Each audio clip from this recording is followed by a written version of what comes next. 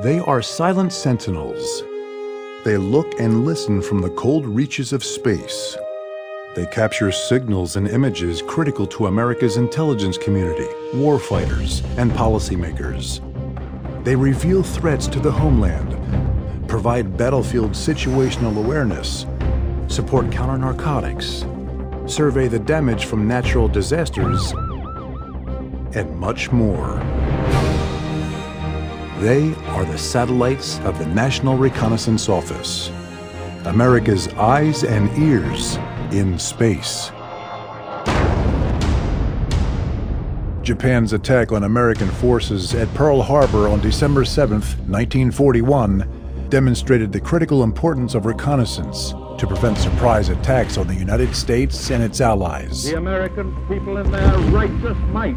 After World War II, the Soviet Union became America's principal national security threat, as a new and potentially more dangerous Cold War emerged.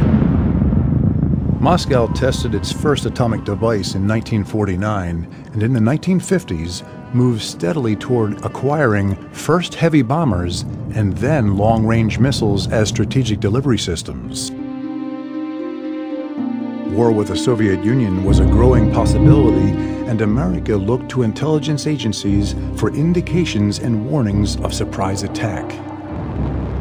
Using traditional spycraft, which relied on human agents to gather strategic intelligence behind the Iron Curtain, was extremely difficult due to tight Soviet counterintelligence and the closed nature of Soviet society. To offset this lack of human source intelligence, in the early 1950s, the United States conducted aerial surveillance on the periphery of and over the Soviet Union and other denied territories using low-altitude planes, modified for reconnaissance purposes. However, these planes became increasingly vulnerable to enemy fighters and surface-to-air missiles. In November 1954, President Dwight Eisenhower directed the Central Intelligence Agency to begin developing the U-2 reconnaissance plane under a project codenamed Aquatone. The U-2, first flown over the Soviet Union on July 4, 1956, used sophisticated cameras to capture images from an altitude in excess of 70,000 feet, presumably beyond the reach of anti-aircraft weapons. But on May 1, 1960, the Soviets shot down a U-2 piloted by Francis Gary Powers.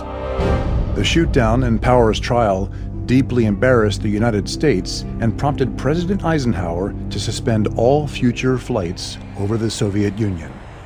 The United States needed to find a safer and better method of monitoring potential adversaries. The use of unmanned high-altitude balloons equipped with cameras was crude and unreliable. The CIA's A-12 and its Air Force version, the SR-71 Blackbird, both advanced reconnaissance aircraft that could fly higher and faster than the U-2, would not be operational until the mid-1960s.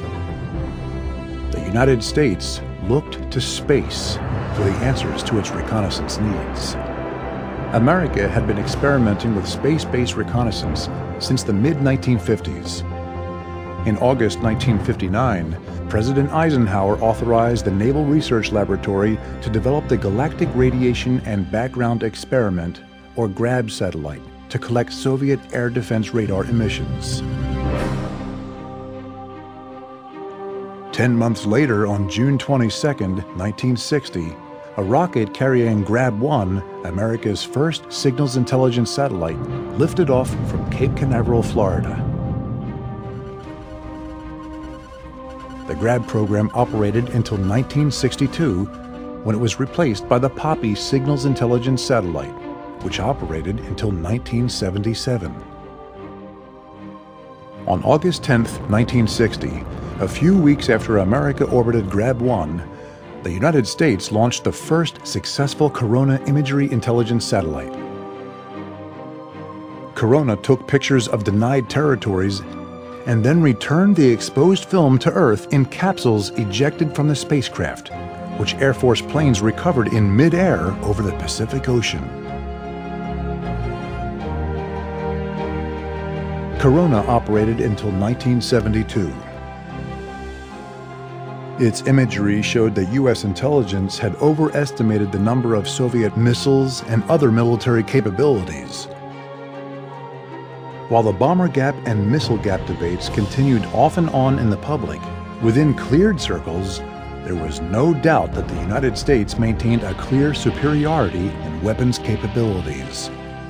After the success of the U-2, Grab, and Corona, the United States established clearer lines of authority to manage America's growing and increasingly diffuse reconnaissance program. On August 31, 1960, Secretary of the Air Force Dudley Sharp, on orders from President Eisenhower, established the Office of Missile and Satellite Systems to direct the Air Force Satellite Reconnaissance Program. A little over a year later, on September 6, 1961, Acting Director of Central Intelligence General Charles Cable and Deputy Secretary of Defense Roswell Gilpatrick officially established the management arrangements for the National Reconnaissance Program, which consolidated space and aerial reconnaissance projects under a covert National Reconnaissance Office that combined the expertise of the intelligence community, Department of Defense, and private industry. Dr. Joseph Cherick, Undersecretary of the Air Force and Director of the Office of Missile and Satellite Systems, and Richard Bissell, CIA Deputy Director of Plans, led the newly formed NRO.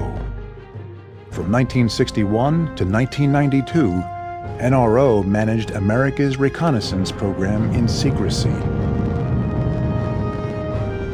During this period, the NRO pioneered increasingly sophisticated collection systems as demand for satellite reconnaissance grew. The KH-7 and KH-9 film return systems provided imagery of Soviet and Chinese nuclear installations, ICBM sites, and other activities in denied areas. Between the first KH-7 mission in 1963 and the end of the KH-9 program in 1986, these systems returned over 91,000 linear feet of film. But deorbiting capsules, developing the film, and examining the images took weeks. America needed a faster method of gaining intelligence from space. On December 19, 1976, NRO launched the KH-11 Near Real-Time Electro-Optical Satellite, which transmitted data to Earth via a relay satellite instead of using film. The KH-11 and other NRO systems contributed to the verification of arms control treaties, global transparency, and the Cold War's end in 1989. Today, the U.S. government openly acknowledges the NRO, and a variety of users depend on the enormous amount of data NRO satellites collect. Quickly and reliably delivering the information to all 16 intelligence community agencies, the 5 military branches, and various civil users and U.S. allies is a critical NRO mission. To do this, NRO, from its headquarters in Chantilly, Virginia, builds, operates, and maintains a high-speed global information system of satellites and ground-based communications. The NRO also maintains ground stations at Buckley Air Force Base, Colorado, Fort Belvoir, Virginia, and White Sands Missile Range, New Mexico, and has a presence at the Joint Defense Facility, Pine Gap, Australia, and the Royal Air Force Base Menwith Hill Station in the United Kingdom.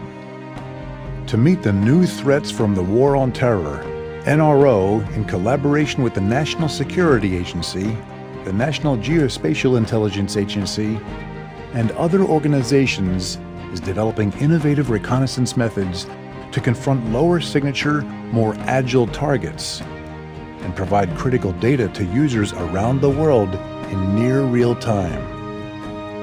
The NRO cadre of expert liaison officers and field representatives help NRO partners and customers glean the most out of its data and applications. In battle zones, NRO provides tools such as sensor-to-shooter, which places NRO satellite imagery into plane cockpits, This helps pilots see targets before they engage them, increasing strike precision and minimizing collateral damage. Another system, called Eagle Vision, combines NRO and commercial imagery. The Threat Human Intelligence Reporting Evaluation Analysis and Display System, or THREADS, correlates human intelligence with signals and imagery intelligence provided by NRO systems. NRO systems can enable soldiers in a combat theater to identify, locate, and track hostile forces, or suppress enemy air defenses. In Iraq, Afghanistan, and other troubled areas around the world, NRO is helping U.S. troops locate terrorists, find their weapons, and detect other threats. The impact of NRO innovation goes beyond military and intelligence needs. NRO-inspired technology has contributed to medical imaging, global communications, environmental protection, meteorology, and much more.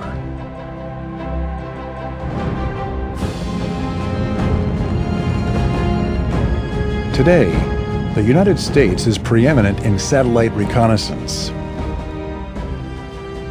The NRO enlists the expertise of highly skilled engineers from across government and industry to maintain this edge in space, the ultimate high ground from which to watch, listen, and learn. Always vigilant, NRO's eyes and ears give America's policymakers, intelligence analysts, warfighters, and homeland security specialists the critical information they need to keep America safe, secure, and free.